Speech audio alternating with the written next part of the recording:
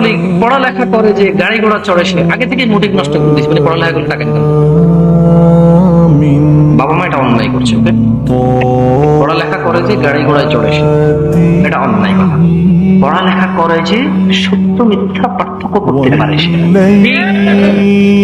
পড়ালেখা করে যে ন্যায় অন্যায় বুঝে সে, পড়ালেখা করে যে জঙ্গলি বন্যতা মূর্খতা থেকে মুক্ত হয় সে, পড়ালেখা করে যে গাড়ি ঘোড়া সে চড়বে। অধিকাংশ স্কুল শিক্ষকের সাইকেলও নাই। তাহলে পড়ালেখা করে যে পোলাপেন তো প্রশ্ন করবে, আমার স্যারেরই তো সাইকেল নাই, আমি গাড়ি পাবো এই স্যারের ছাত্র হয়ে। যেখানে শিয়ালকে চালাক বলা হয়, বললাম কেন? আপনার কি বিরক্ত হচ্ছে? বক্তব্য শুরু করবো, কিন্তু একটু আপনাদের সেন্স অফ হিউমার নিয়ে কথা বলি। Let me explain.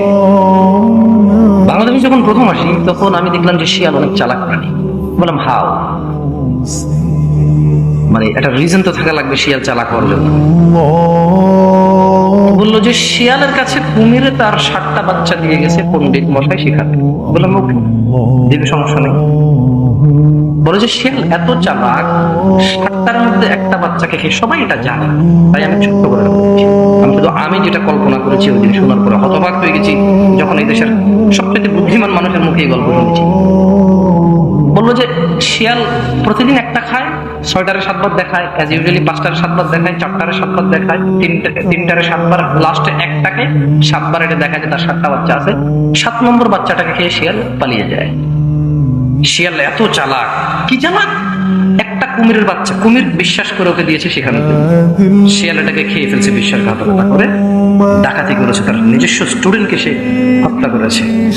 এখন কত চালাক, 6টাকে 7বার দেখা, দেখছো তার বুদ্ধি? ওকে বলে চালাক, আমি তো ডাকাত, বিশ্বাসঘাতক। যেখানে সমাজে শিয়ালকে চালাক বলা হয় কারণ সে একটা জিনিস বিশ্বাসঘাতকতা করে 6টাকে 7বার দেখায়, এই সমাজে ওয়াজ করলে কি ওয়াজ করবে? যেখানে ধরা হয় ওই ছেলেটাকে সবচাইতে চালাক, যে ট্রেনে প্রতিবার ওঠে ভাড়া না দিয়ে চলে আসতে পারে। আমার এলাকায় আমি শুনলাম যে অনেক চালাক। বললো কেন?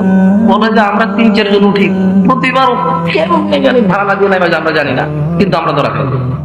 কত চোর! যেখানে মানে চালাক বলা হয় চোরকে, সেখানে চুরি হবে না। এরপরে বলবেন যে ওয়াজের অনুমতি পাওয়া যায় না, সরকার এই করছে সে। আরে ভাই, সরকার আওয়ামী লীগের সাইডে রাখে না, যে গভর্নমেন্টে থাকে সে গভর্নমেন্ট সবার রুল করে। ওকে, যে যেখানে চলে গেছে তাকে ওই জায়গায় রাখতে হবে, তাহলে সার্ভিস পাওয়া যাবে। মানে আমার ওর সাথে বনে না, এখন ও চেয়ারম্যান মেম্বার, ওকে ওই জায়গায়, যেহেতু সে ওই জায়গায় পৌঁছে গেছে, তার এবারে সে 1 নাম্বার 2 নাম্বারই ভালো মন্দ জোর জবরদস্তি, এখানে যেহেতু সে পৌঁছে গেছে,